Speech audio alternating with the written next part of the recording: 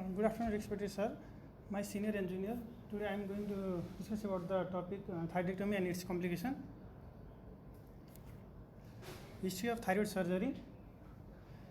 Leonardo da Vinci in 1511 draw anatomical shape of thyroid gland correctly, but he described the thyroid gland in incorrect way by describing that thyroid gland is the gland which only fills the gap in the lower neck. Thomas Watson in 1656 named it at glandula thyroidi or thyroid because of its juxtaposition to thyroid cartilage. Treatment of thyroid goiter was first described in 2700 BC in Chinese literature work that involves administration of seaweeds and burnt sea sponge. Now we know that they contain high iodine. First recorded thyroidectomy was done by Abdul Qasim Avis in Baghdad in AD 500. Pere Joseph Dussault performed a successful thyroidectomy on a 20-year-old woman. This is a picture of Emil Theodor Kochers, which is also known as the father of thyroid surgery. He is the first surgeon who systematically ligated the inferior thyroid artery, which reduces the significant risks of hemorrhage and which reduces his mortality rate from 12.6% in 1870 to 0.2% in 1898. He introduced the collar incision, preserved the strap muscle whenever possible, and pioneered the anesthesia and antiseptic for thyroid surgery. After removal of thyroid gland, many of his patients developed severe hypothyroidism, and he named it as cachexia stroma praeva. And due to this reason, he studied the physiology, pathology, and surgery of the thyroid gland in detail, and for which he got a Nobel Prize in Medicine in 1909. Now, surgical anatomy of thyroid. Thyroid gland is the gland with two lobes and which are connected by a isthmus, and it fills the lower part of the neck. And in relation to the vertebra, it extends from C5 to T1 level, and the upper pole of the thyroid gland reaches up to the midway in thyroid cartilage and extends below to the fourth or fifth tracheal ring. Isthmus occupies the second to fourth tracheal ring. In this picture, we can see that there is another lobe, which is known as pyramidal lobe. Pyramidal lobe is present in about 12 to 81%, and it is most commonly located in the left side. And in left side, it can arise from the upper middle border of the upper lobe or from the isthmus. It can extend up to the hyoid bone. It is connected to the hyoid bone by a fibromuscular structure known as levator glandula thyroidi. It is a highly vascular gland, and it weighs about 15 to 20 gram. Thyroid gland, along with the trachea and esophagus, is covered by a pretracheal fascia. This fascia is thickened behind the isthmus, which is also known as pretracheal ligament. And in the laterally, this ligament is known as suspension ligament of Berry. While dissecting in this area, the sharp dissection has to be done because the recurrent laryngeal nerve may pass in front, behind, or in between the ligament of Berry. Arterial supply of thyroid gland. Thyroid gland is supplied mainly by the superior thyroid artery and inferior thyroid artery. Superior thyroid artery is a branch arising from the external carotid artery, and inferior thyroid artery is a branch which arises from the thyrocervical trunk, which is a branch of subclavian artery.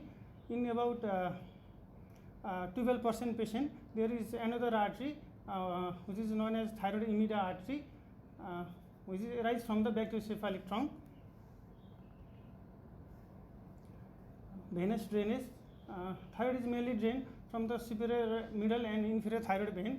Superior and middle thyroid vein are the branches from the internal jugular vein, and inferior thyroid vein is the branches from the brachiocephalic vein. Nerve support right by limit to problem so recurrent. नर्भको सर आउँदैछ recurrent laryngeal नर्भको सर उसको मात्रै भनेको छ, यसमा रिकरेन्ट ल्यारिन्जियल नर्भले थाइरोइड सप्लाई गर्दैन, त्यही भएर ऊ चाहिँ गरेको छ। तर पछि चाहिँ नन रिकरेन्ट ल्यारिन्जियल नर्भ भनेर चाहिँ पछि चाहिँ गरेको छ। हजुर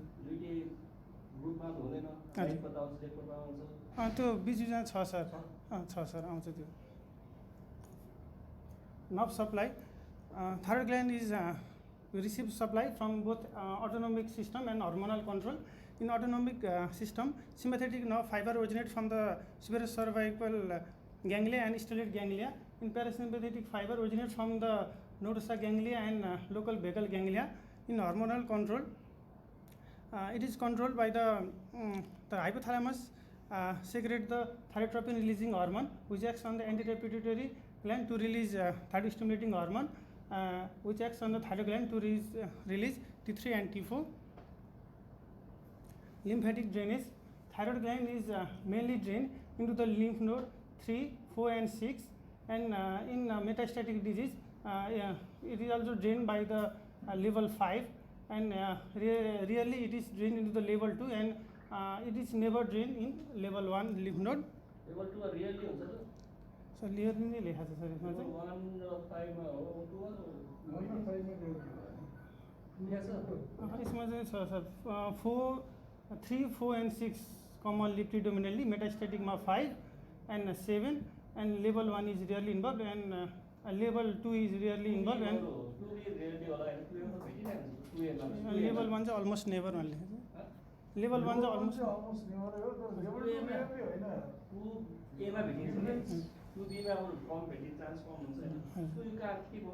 Scott Brown 7th edition. हजुर sir.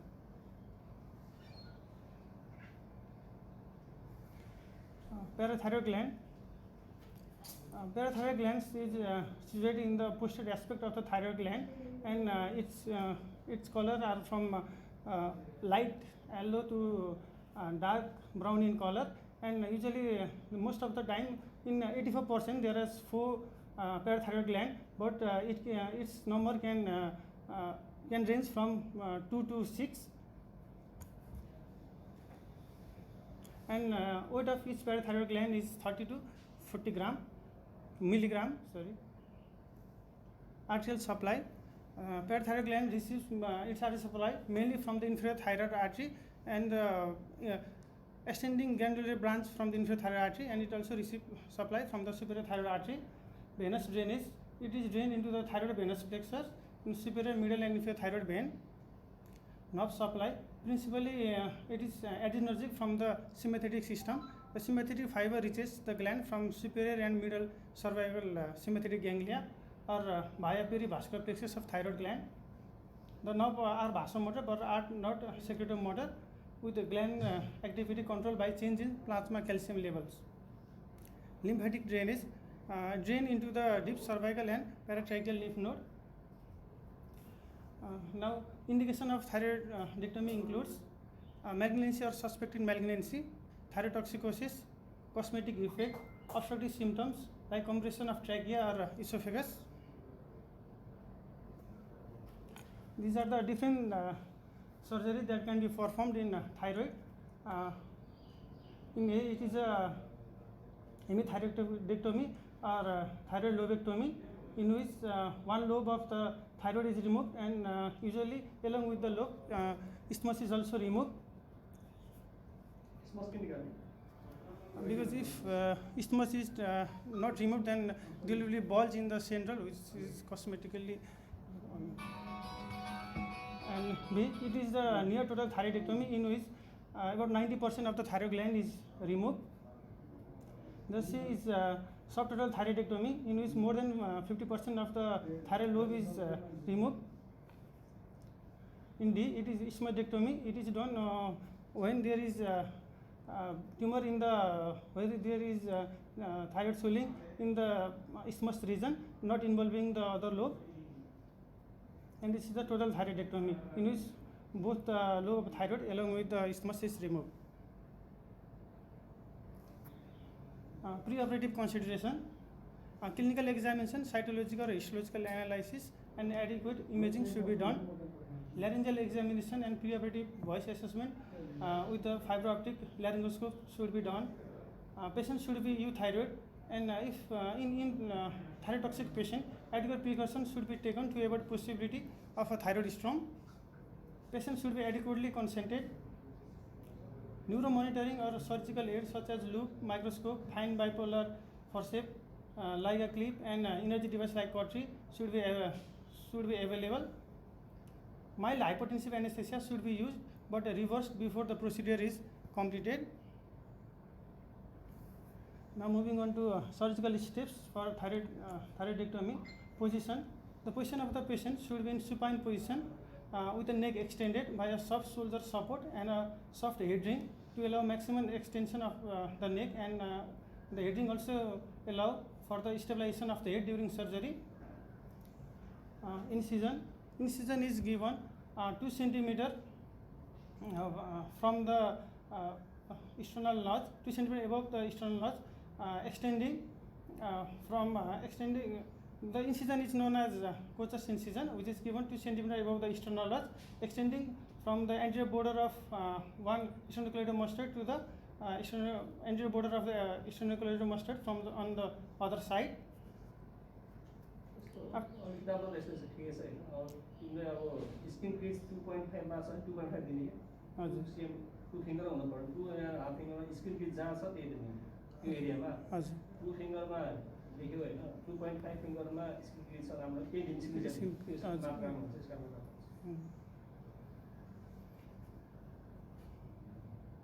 after give commonly screen is down, so त्यो भन्दा माथि छ अथवा तल छ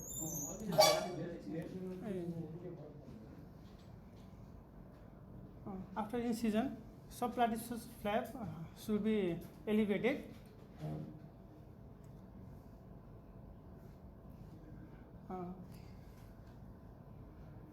Gland mobilization. After elevating the subplatysmal flap, deep investing layer of fascia in the midline should be divided, and anterojugular vein is ligated. Gland should be mobilized from the stem muscle. For larger swelling and malignant tumor which invade the stem muscle, this structure has to be divided and resected. As the nerve supply of this muscle is from the ansa cervicalis, which enters from low down, so this should be divided in a higher. The middle thyroid vein should be identified and it should be ligated.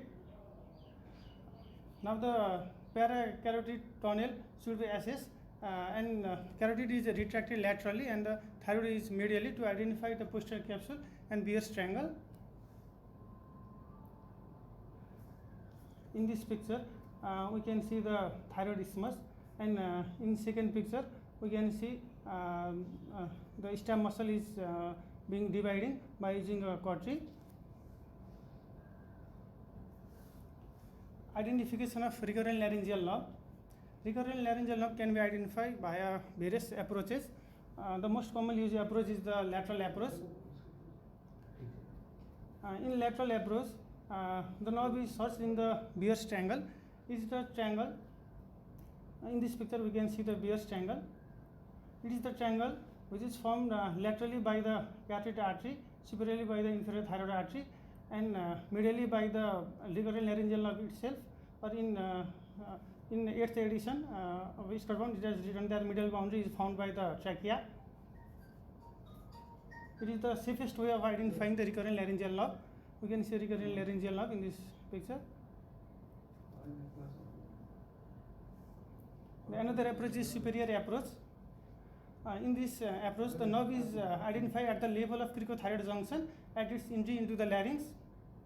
It is useful in cancer patient with extensive nodal disease, reoperative surgery, when other approaches have failed, and when considering a non-recurrent laryngeal nerve.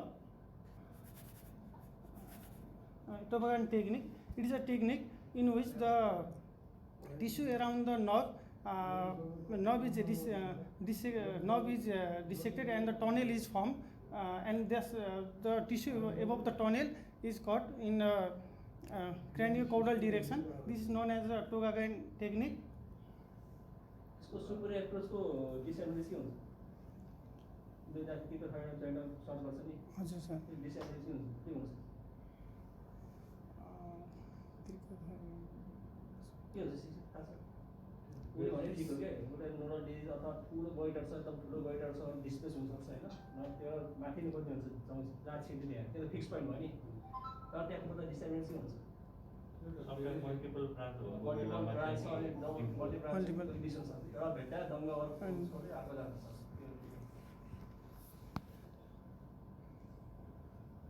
Another is inferior approach.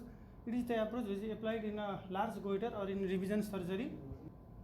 This allows the identification of a knob in a new site.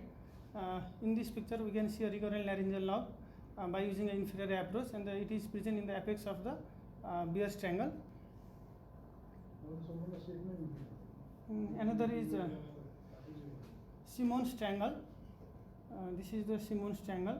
के भन्नु मन boundary In Simon's triangle, it is bounded laterally by the carotid artery, superiorly by the inferior thyroid artery, and medially by the esophagus. And the knob crosses this triangle. बियर्स भनेको बियर्समा recurrent भनेको होइन हजुर यसमा असुविधा एउटै त त्यही हो एउटै होइन लगभग उस्तै छ सर बाउन्ड्री चाहिँ फेरि उस्तै नै छ यसमा असुविधा छ यसमा चाहिँ इसोफेगस भनेको छ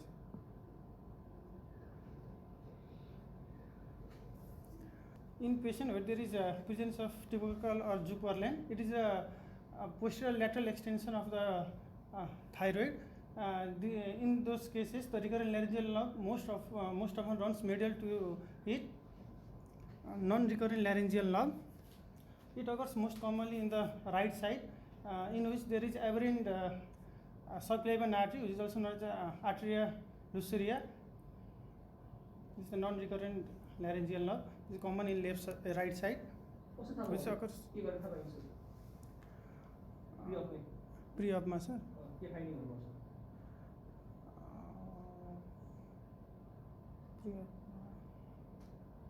भिसनको एनालिटिक के हुन्छ नि हैन हजुर एभरेन्ट हुन्छ सर त्यसमा चाहिँ हजुरको सबक्लेभियन आर्ट्री चाहिँ हजुरको सिधै औटाबाट आइदिन्छ सर राइटमा खास ब्रेकियोसेफालिक भएर ब्रान्चबाट आउनुपर्ने त्यहाँबाट आएर सिधै औटाबाट आउँछ सर हजुर सर यो छ नजिकै सस्पेक्ट गर्नु पर्यो हजुर हजुर sir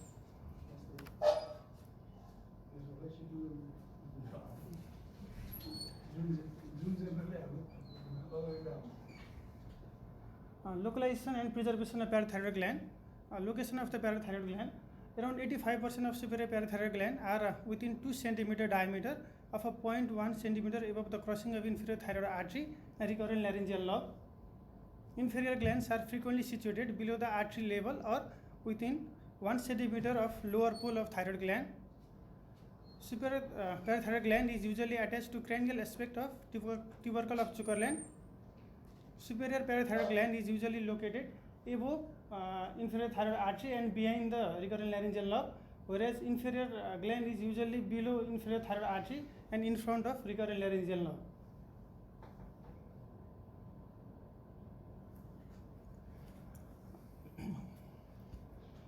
The parathyroid gland should be preserved. So the arterial supply of the parathyroid gland along with the parathyroid gland and the covering pretracheal fascia should be peeled off from the thyroid gland. In this picture we can see that the arterial supply of the parathyroid gland is preserved and it is separated from the thyroid gland.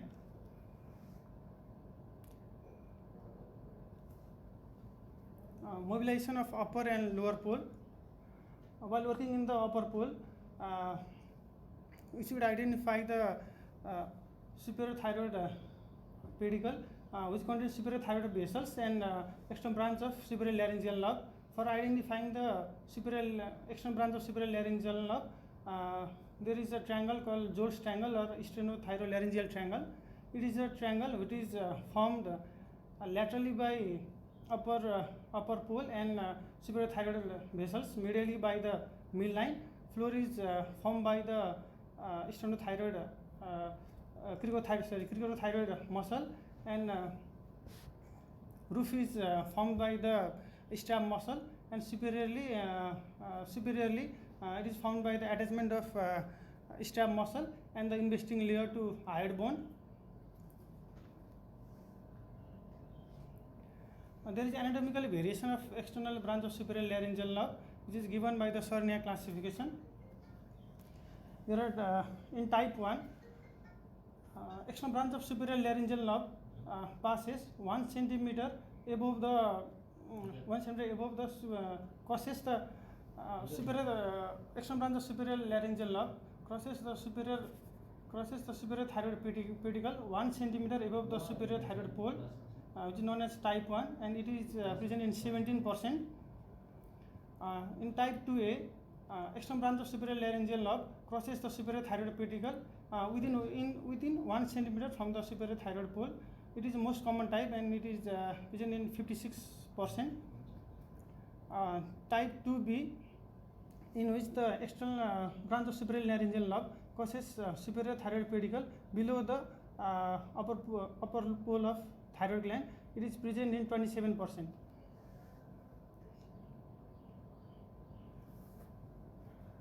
In this picture, we can see the mobilization of the upper pole and dividing the superior thyroid pedicle vessels.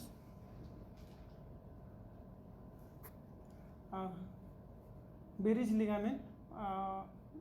While working in the area of Berry's ligament, the sharp dissection has to be done, and we should be very careful because the recurrent laryngeal lobe may pass in front, behind, or between the Berry's ligament. In this picture, we can see the area of the Berry's ligament. Pyramidal lobe. While removing the thyroid lobe, as the pyramidal lobe is common, it is present in 12 to 81% patient. While removing thyroid lobe, this may be missed, and there may be, if there is a cancer, there may be the recurrence.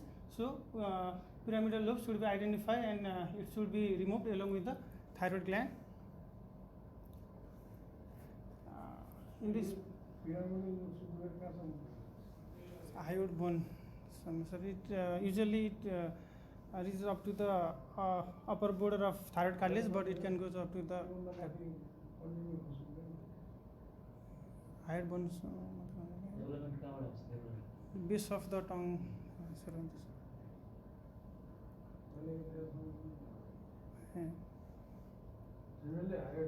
हजुर sir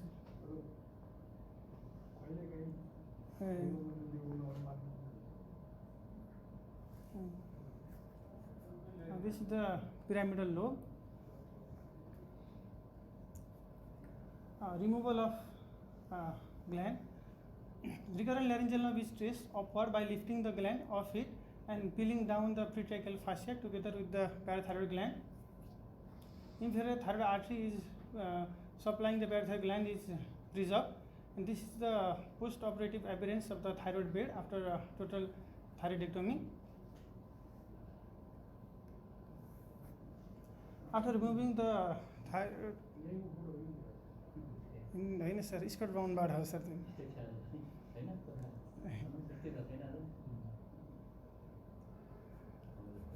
Next, the jugular lymphatic chain should be palpated for any suspicious node, and if present, should be removed and sent for frozen section.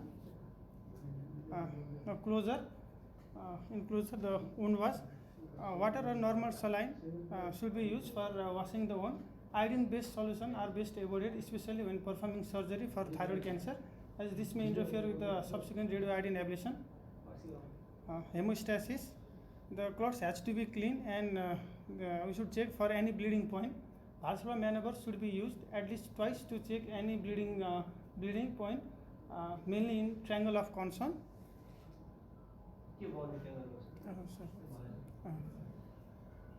Triangle of concern. In this picture, we can see this is the triangle of concern.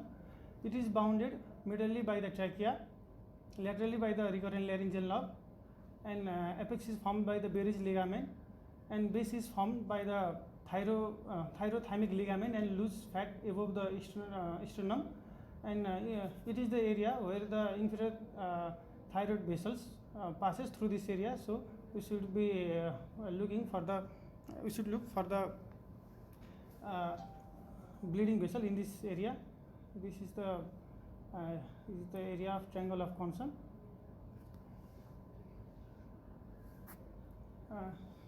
And we should again check for the recurrent laryngeal lobe and parathyroid gland viability. And for drainage, we can put a negative suction drain. And subcutaneous tissue and skin are closed. And one is closed in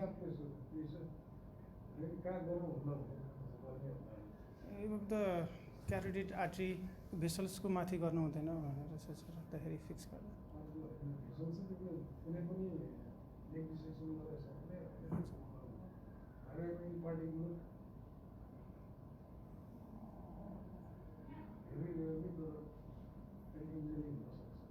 कहाँ sir? हजुर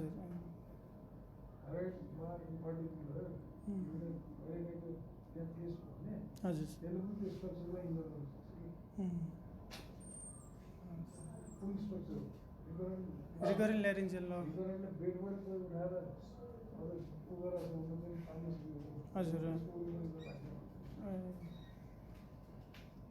काँटामा मसला खातिर step muscles लगाउने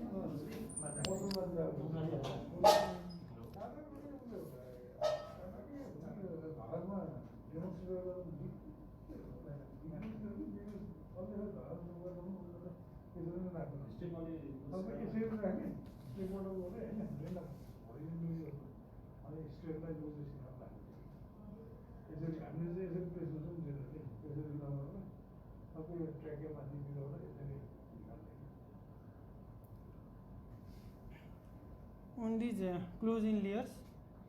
Stem muscle is first stem muscle is closed.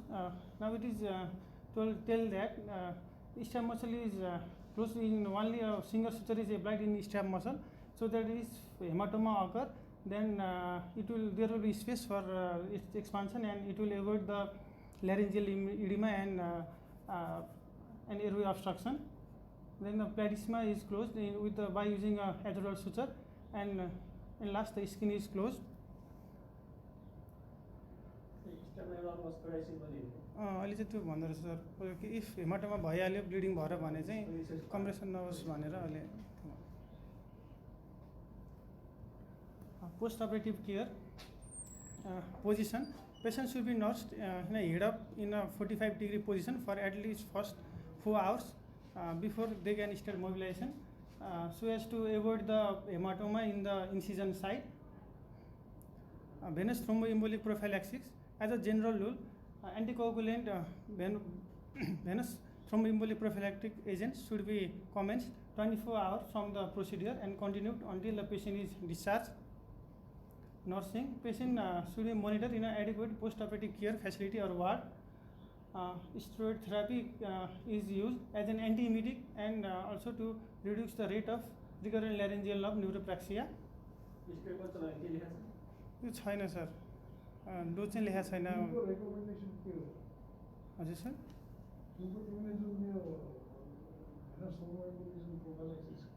हजुर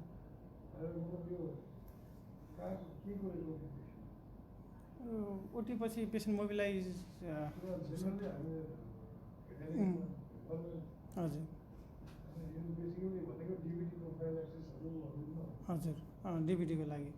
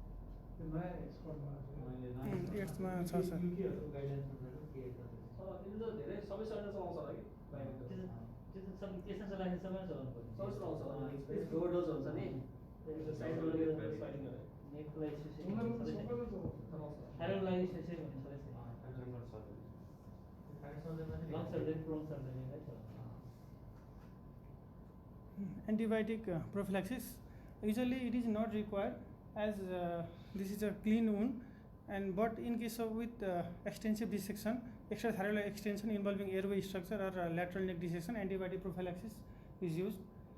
In analgesic, opiates are preferred to non-steroidal analgesic to minimize the risks of post-operative bleeding. Patient can resume the oral intake after they are fully awake and have a normal diet 4 hours after completion of the procedure. Early mobilization. General anesthesiaको बेला हुन्छ सबै British म्यानहरू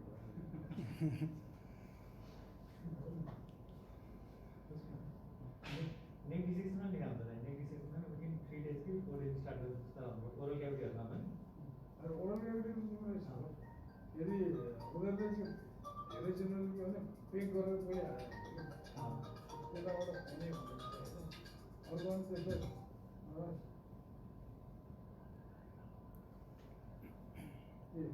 Early mobilization should be encouraged.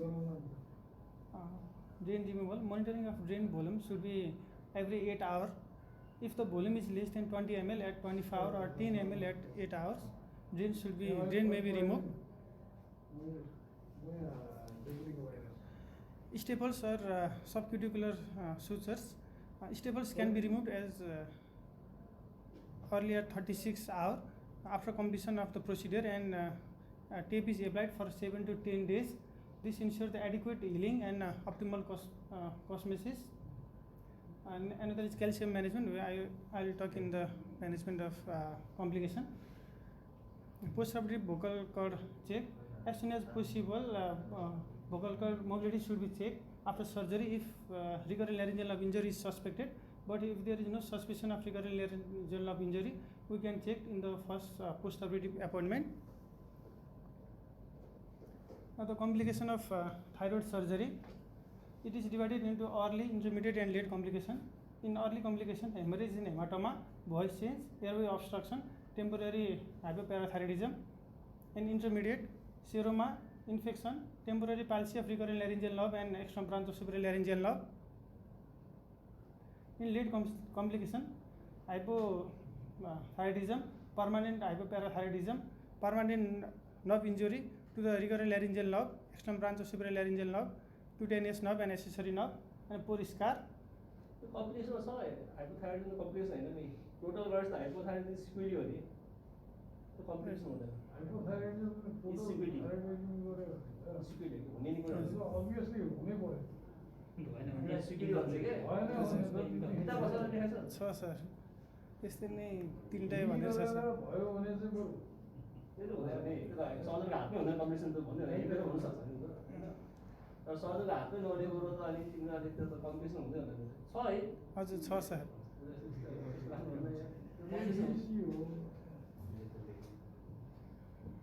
Total thyroidism आउनुहोस् mail गर्दैन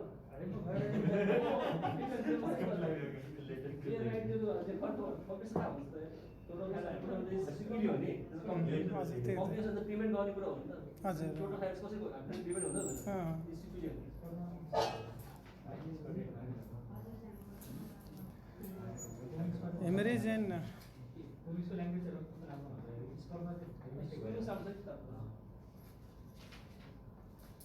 hemorrhage and hematoma. The significant risk factor for hematoma formation include male gender, older age, smoking, large thyroid, benign pathology, antiplatelet or anticoagulant therapy, Graves' disease. We should also inquire about the history of hypertension and taking herbal supplements such as fish oil, which causes bleeding and can lead to hematoma formation. Following surgery, hypertension, vomiting, excessive coughing or sneezing can also induce hematoma formation. Two common sites for bleeding after thyroidectomy are the inferior thyroid veins and branches of inferior thyroid artery. Valsalva maneuver can be used to identify and control any potential area of bleeding prior to closure. Most hematoma occur within first 6 to 12 hours after surgery, but it can also occur up to 1 to 2 weeks. Hematomas can be superficial if it occurs above the stab muscle and deep when it occurs below the stab muscles. If there is bleeding, it can lead to the hematoma, due to which there will be which will generate the pressure which cause venous obstruction and supraglottic edema causing airway obstruction. If that occurs, the wound has to be opened in the ward itself, and patient should be intubated or emergency tracheostomy has to be done, and patient has to be returned to the theatre to evacuate the hematoma. After that, clamping and tying of the vessel should be done, or alternatively we can use bipolar diathermy, and wound is again closed. Seroma, incidence of seroma is less after thyroidectomy. It is 1 to 7% of cases. It more likely occur after surgery of a large goiter or a total thyroidectomy. Mostly it is managed conservatively with observation and by reassuring the patient. But when seromas are painful or it leads to tiredness, aspiration of fluid has to be done, which will decrease the patient discomfort, and aspiration may has to be repeated several times before reaccumulation of fluid stops. Placing a drain into the dead space is also helpful. But if we are suspecting an infection, then fluid should be aspirated and sent for post culture and sensitivity, and antibiotics has to be started. In majority of patients, seroma resolves over 6 to 8 weeks with watchful waiting. Infection. Infection is very rare after thyroid surgery. It is less than 1%, as these surgeries are clean surgery and do not require perioperative antibiotic. Intraoperatively, if there is a break in sterility or another source of contamination, such as entry into the aerodigestive tract, it can lead to the infection, and antibiotic has to be started. Superficial wound infection are treated with local wound care and oral antibiotics. Deep wound infection, if there is deep wound infection, incision and drainage has to be done with wound culture. Drain has to be placed. IV antibiotics should be started, and we should investigate for the source of infection, which is often missed. It's aerodigestive tract injury.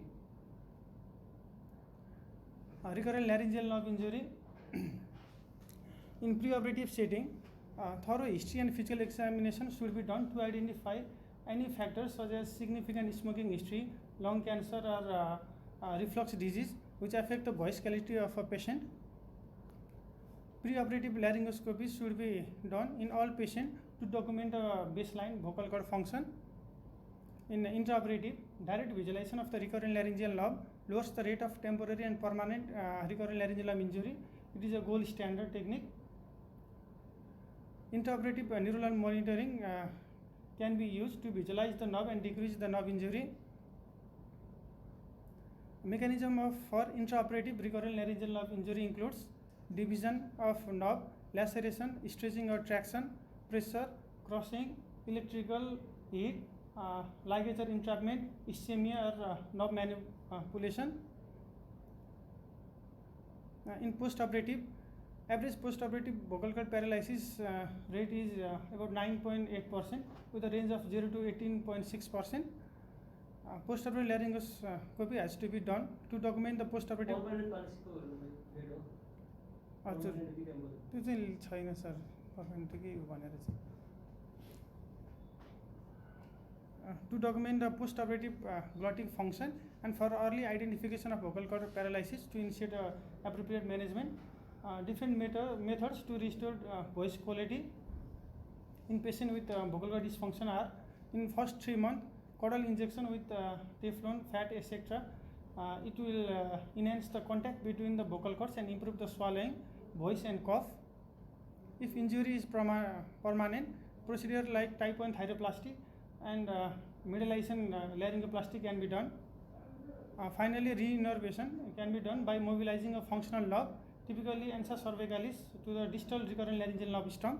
It may take us several months to regain a vocal function, voice function.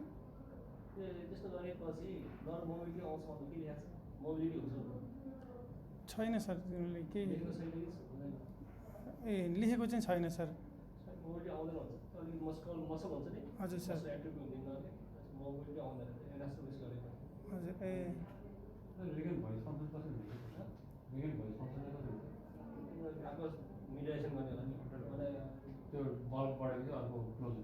त्यो भएर त्यही तिम्रो उसमा त नेपालमा cancer भन्दा त्यो भएन नि त त्यही भएन त्यो बलबाट बन्द हुन्छ होला मसल एक्टिभ गर्नु मोबिलिटी आउनु Injury to branch of superior laryngeal nerve. Interpretive nerve monitoring of external branch of superior laryngeal nerve has to be done as in up to 20% external branch of superior laryngeal nerve are subfacial and visually unidentifiable. During surgical technique, careful superior pole dissection and ligation of superior pole vessels should be done. The anatomical variation of the external branch of superior laryngeal nerve course should be understood, which helps in to guide for protecting the nerve. And post-operatively, inquiries should be done about the voice strength, pitch, and fatigue. If these features are present, then we should suspect that external branch of superior laryngeal nerve has been injured, and the voice evaluation with video stroboscopy as well as speech therapy should be done. Hypoparathyroidism.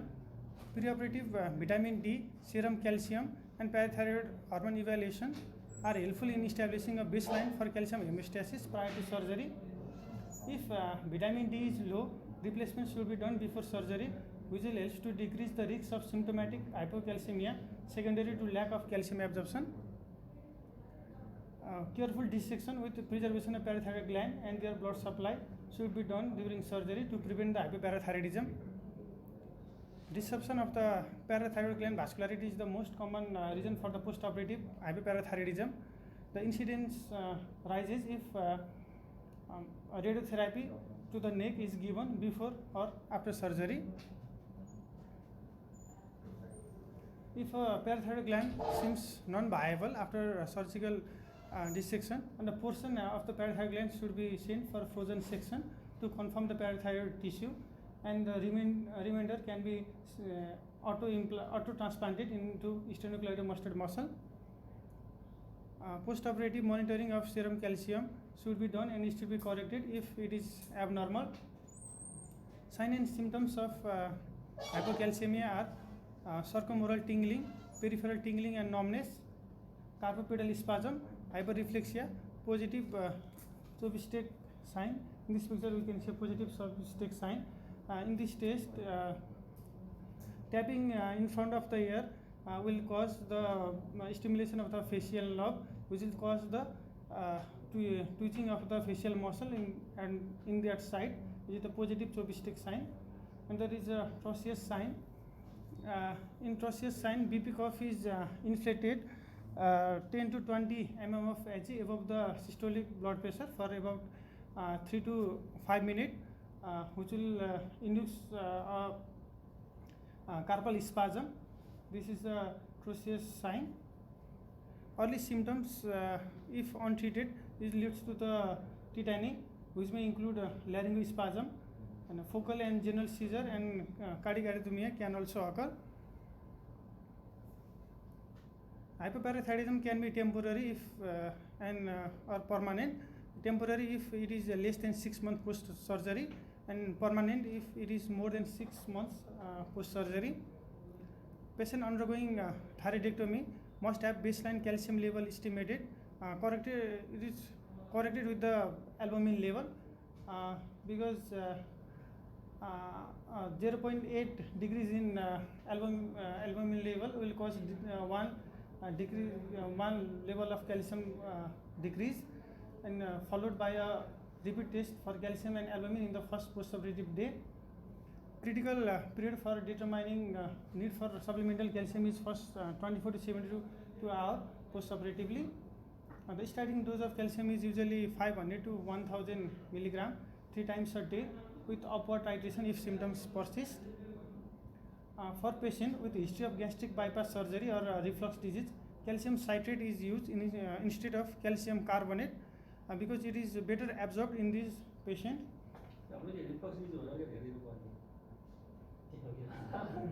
Calcium citrate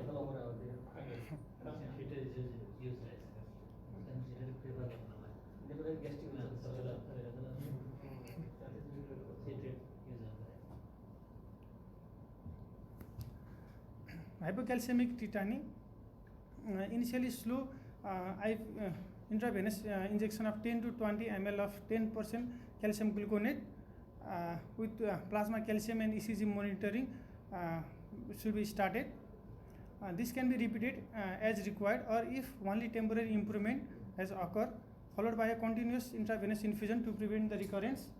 If magnesium deficiency is present, add 20 ml of 50% magnesium sulfate solution to 230 ml and normal saline, that is which becomes 10 gram per 250 ml, and among it infuse 50 ml of this solution over 10 minutes and remaining at 25 ml per hour thereafter.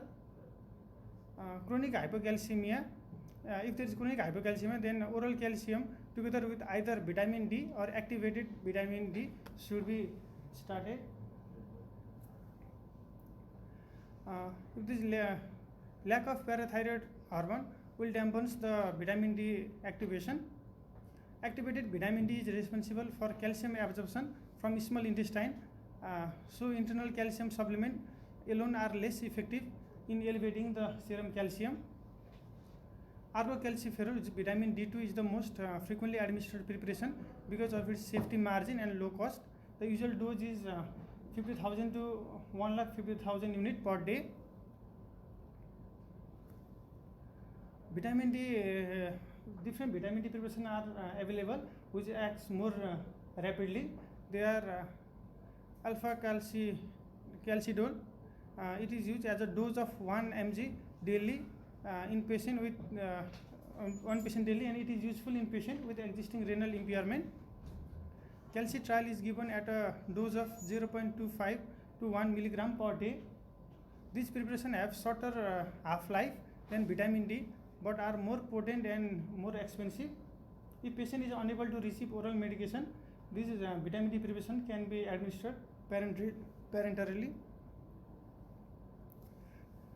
All patients on supplemental vitamin D must have their serum calcium checked at the interval, initially weekly. Loss of parathyroid hormone impairs calcium absorption in the nephron, which leads to high serum calcium level, which can cause nephrolithiasis. Urine calcium level tends to increase over time and leads to renal insufficiency. In this patient, osteoporosis can also occur due to the because of bone resorption is decreased. Goal is to maintain the low normal serum calcium with normal phosphorus level and low urinary calcium excretion. For patient with permanent hypoparathyroidism, maintaining calcium and phosphorus level is more difficult and requires routine monitoring and changes to supplementation as needed. A new treatment option is recombinant parathyroid hormone. Is an injectable synthetic human parathyroid hormone which is administered subcutaneously once or twice a day. It maintains serum calcium level, decreases phosphorus level, and decreases or eliminates need for vitamin D supplementation. It improves the bone turnover and decreases the urinary calcium level. Another complication is aerodigestive injury. In patient with thyroid cancer, with a concern for tracheal or esophageal invasion, thorough workup should be done, and which includes imaging and endoscopy preoperatively. It will help for surgical planning and for avoidance of aerodigestive injury. During surgery, entry into the esophagus or trachea is usually secondary to adherent tumor or lymph node. Tracheal injury can be small or large.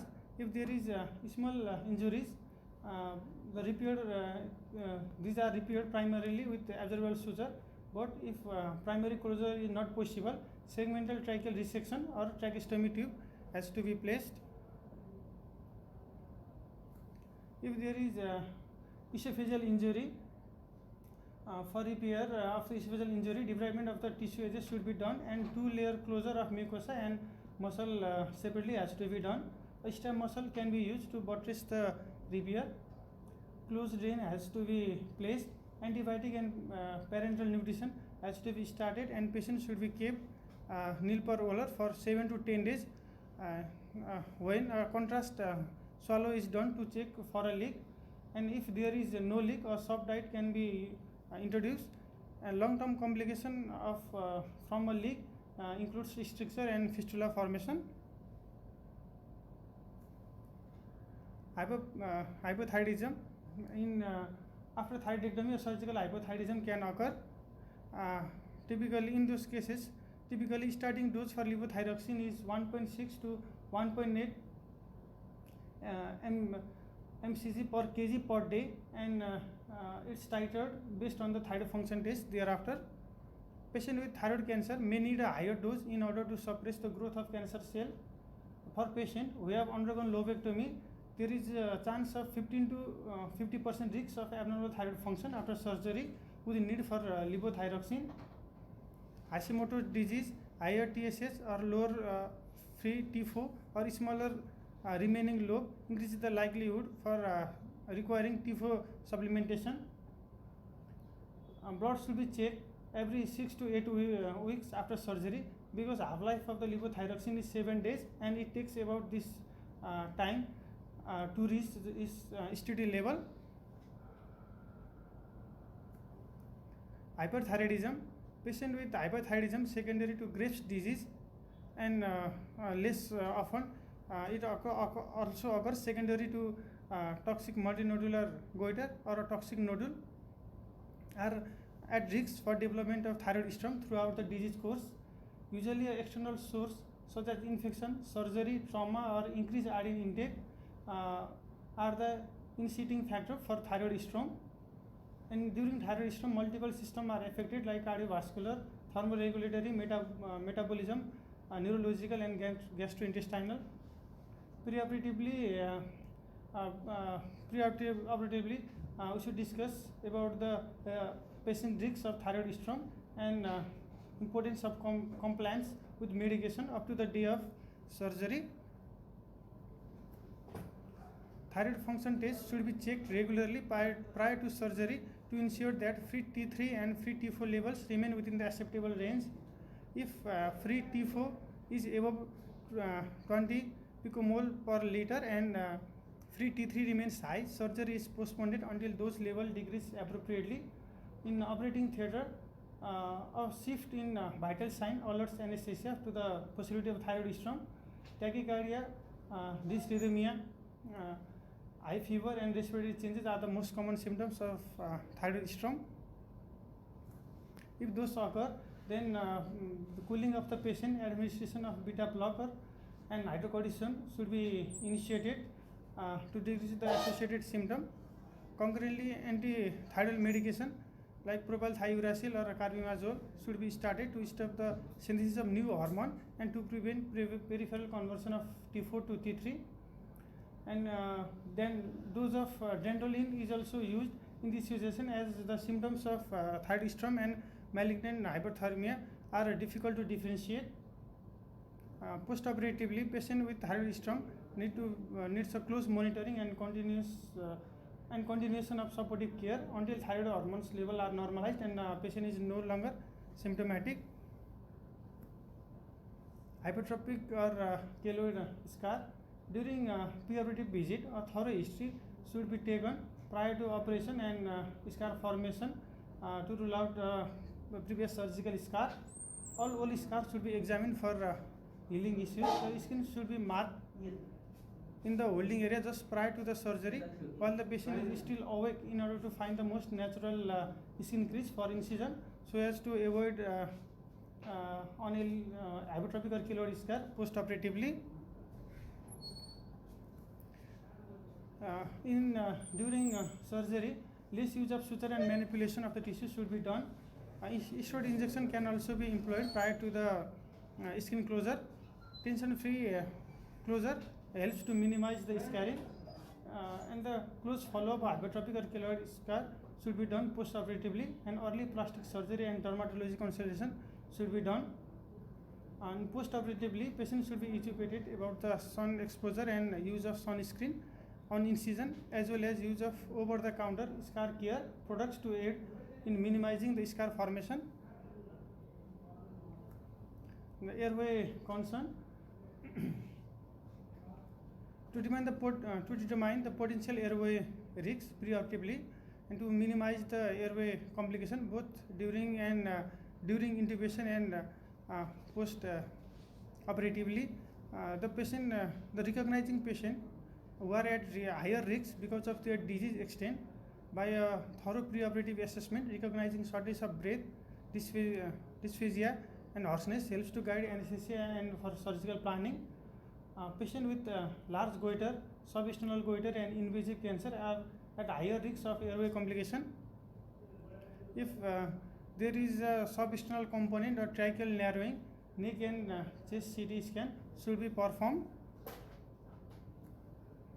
In this patient, the options for options included during surgery. The option includes intubation and traditional induction and traditional intubation, or use of glidoscope, awake fiber optic intubation, awake fiber optic intubation, or plant tracheostomy should be done.